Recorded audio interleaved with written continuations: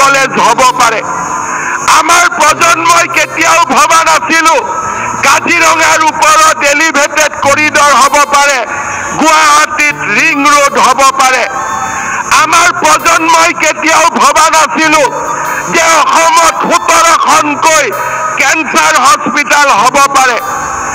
আমাৰ প্ৰজন্মই আমি কেতিয়াও ভবা নাছিলো যে অসমত অসম মালাৰ দৰে কাৰ্যসূচী ৰূপায়ণ হ'ব পাৰে। আমাৰ প্ৰজন্মই আমি কেতিয়াও ভবা নাছিলো যে গুৱাহাটী মেডিকেল কলেজত ৩,০০০ কোটি টকাৰে পূৰ্ব ভাৰতৰ আটাইতকৈ ডাঙৰ মেডিকেল কলেজ অসমত হ'ব পাৰে।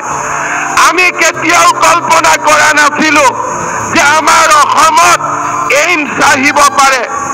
আমাৰ প্ৰজন্মই কেতিয়াও কল্পনা কৰিব পৰা নাছিলো ৰাষ্ট্ৰীয় ঘাইপথ চৌদিশে নতুনকৈ নিৰ্মাণ হ'ব পাৰে।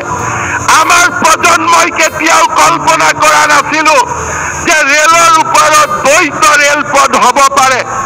আমাৰ প্ৰজন্মই কেতিয়াও কল্পনা কৰা নাছিলো ২০ লাখ দৰিদ্ৰ লোকে গৃহ প্ৰধানমন্ত্ৰীৰ আৱাস যোজনা পাব পাৰে।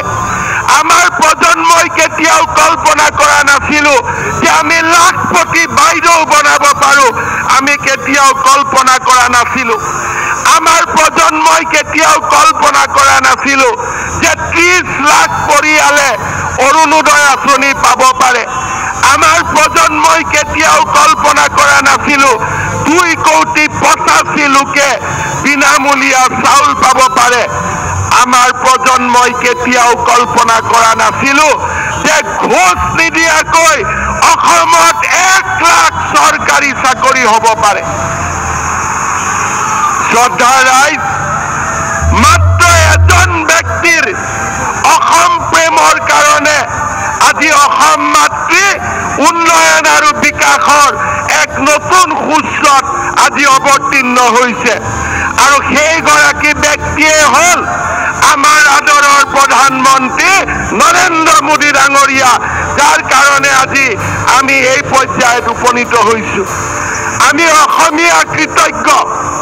আমি কৃতজ্ঞ অসমীয়াই প্ৰধানমন্ত্ৰী ডাঙৰীয়াৰ ওচৰত আমি অংগীকাৰ কৰিছো দুৰ্নীতিৰ পৰিৱৰ্তে নিকা প্ৰশাসন, দৰিদ্ৰৰ বিকাশ, যুৱকৰ কৰ্ম সংস্থাপন আৰু এক আন্দোলন বিবৰ্জিত পৰিৱেশৰ মাজেৰে আমি আমাৰ অসমক ভাৰতৰ সৰ্বশ্ৰেষ্ঠ ৰাজ্যত আমি পৰিণত কৰিম।